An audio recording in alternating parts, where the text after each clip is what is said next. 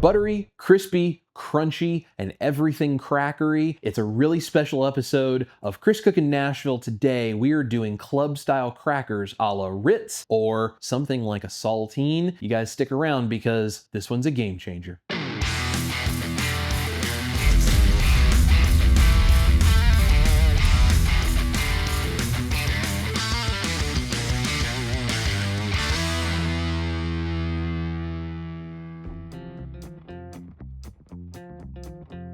I know a lot of people have been working for a long time to try to figure out how to make carnivore crackers of all various varieties, and the truth is a lot of people have settled on cheese, which is not a bad thing, but it imparts a very specific flavor that is not really like saltines or buttery crackers like Ritz or club crackers, things like that that people are looking to replace. Today I have the answer, my brand new carnivore cracker, and you can modify the recipe to make it more of a saltine style, or you can make it more of that buttery club or Ritz style cracker. You can even use a little bit of keto sweetener if you would like to use such things and make it a little bit sweet to get that Ritz cracker sweetness going on. Let's go ahead and pull out some ingredients and let me show you how we do Chris Cookin' Nashville's carnivore club crackers.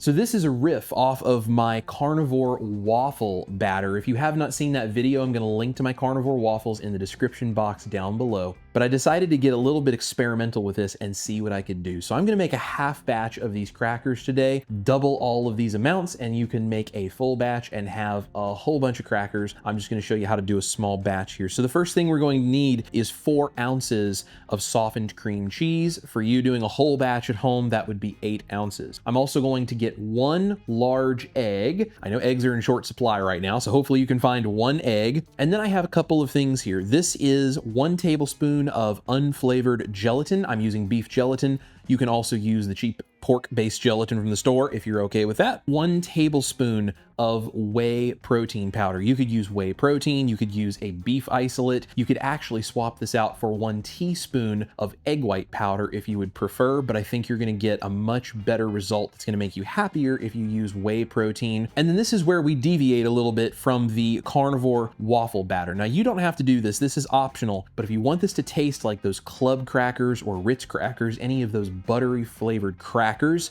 this is 1 tablespoon of butter powder. Now make sure you read the ingredients list of whatever butter powder you might buy. You can get it on Amazon. I'll link to the one that I have for you guys if you want to check it out. This does not have additives. It does not have anti-caking agents. It is purely cream and milk solids and salt and the things that make it butter, but there are no anti-caking, preservative, junky ingredients in this. We're gonna use 1 tablespoon of butter powder. If you want to do something more like a saltine cracker, you can totally leave that out because you're not gonna get that butter flavor in a saltine cracker anyway. I'm gonna go ahead and mix everything up. I'm gonna start by mixing my cream cheese to make sure the temperature is consistent. I'm gonna add in my powders, mix those in thoroughly, then we'll add the eggs, and then the last thing that goes in is 1/4 teaspoon baking soda. This is going to give us that crackery flavor and the browning that we're looking for, and the reaction with the acid of the cream cheese and the baking soda, which is an alkaline mineral, an alkaline salt, which is why it's sodium bicarbonate. This will cause those microscopic air bubbles, those CO2 carbon dioxide bubbles inside of the mixture, which will give us that beautiful soft cracker texture. Let's go ahead and mix everything together, and then I'll show you how we turn the batter into crackers.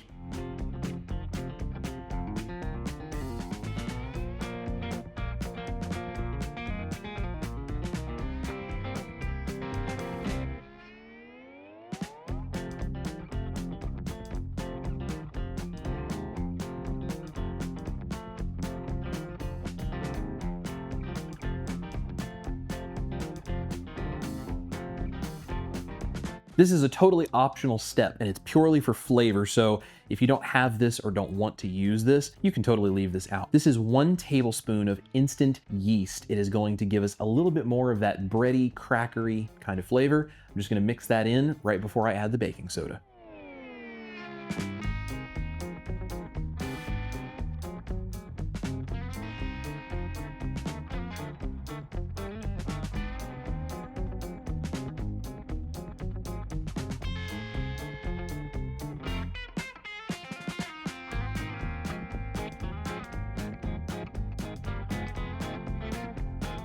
Everyone always wants to see my problems in the kitchen.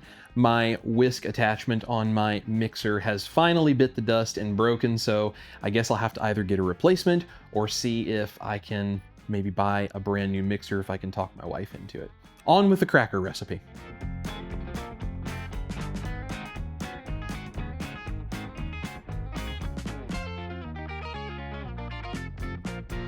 I'm going to use a piping bag to create my crackers. You could use a Ziploc bag that you cut the corner off of. You could use a spoon. For that matter, you could spread this on a cookie sheet and just press it out flat like I do with my potato chips. Just don't press it anywhere near as flat, and you could cut it into crackers after the first step. So whatever works for you, whatever shape you want to make, it's going to be totally fine. I'm going to use a piping bag, and then I'm going to get some parchment paper and a baking sheet, and we're going to get these made into some cracker shapes.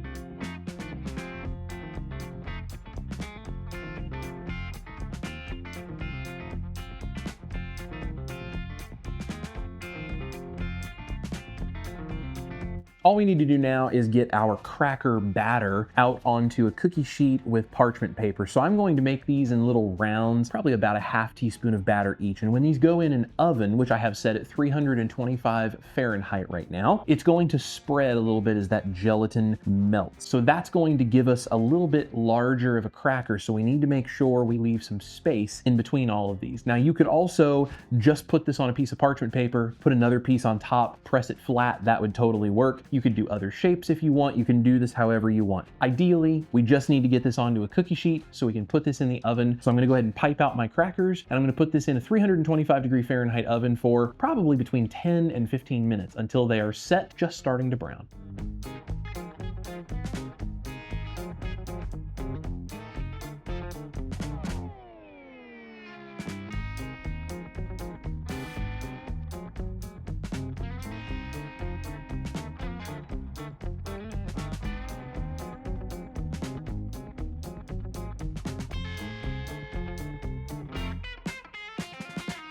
So with a half batch, I ended up with about 65 of these little small crackers. Let's go ahead and throw these in the oven, bake them up. I'll let you know exactly how long that takes, and then we'll get ready for step number 2.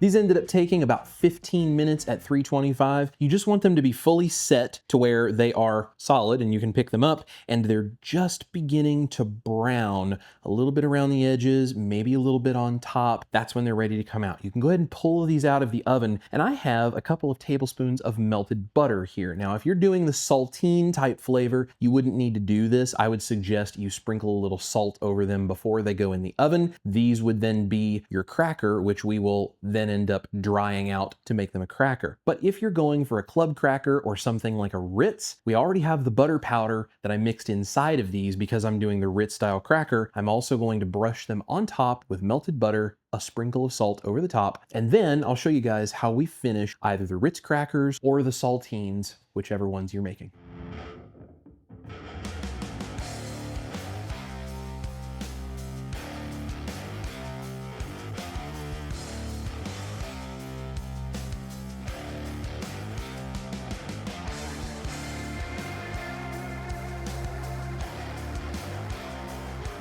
Now I'm going to add these to the tray of my dehydrator since I have buttered and salted them. You can add any additional seasonings that you might like on your crackers, by the way, at this point. I'm going to put these on my dehydrator rack. Now, if you don't have a dehydrator, you can put these in an oven set to the lowest temperature and just leave them in there until they are crispy like a cracker. Now, I don't know how long it's going to take because it's depend on the humidity of where you are, your specific batch of crackers, a bunch of different factors. So I would say start with 30 minutes and then begin checking them every 10 to 15 minutes to see if they have fully dried out or not. If you have a dehydrator, put them on a dehydrator rack. They're going to go in the dehydrator for a few hours until they are all the way dry and crispy, and I'm going to do that at 165 degrees Fahrenheit. Let's go ahead and get these dehydrated so we can taste test our crackers.